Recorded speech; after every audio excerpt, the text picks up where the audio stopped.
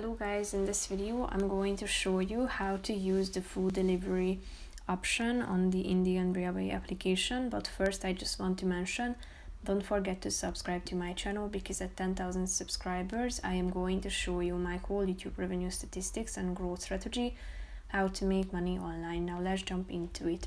First of all, you should open the application on your phone, and after that go to your home page. Click on Food on Train in the middle of the screen, and after that you should search for your train by typing in its name or number into the first section.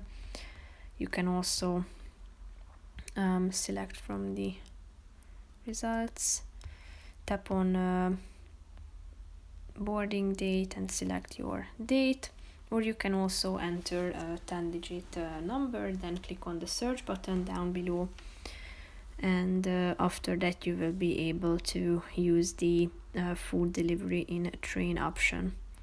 So basically that's it for this video guys. See you in the next one. Bye bye.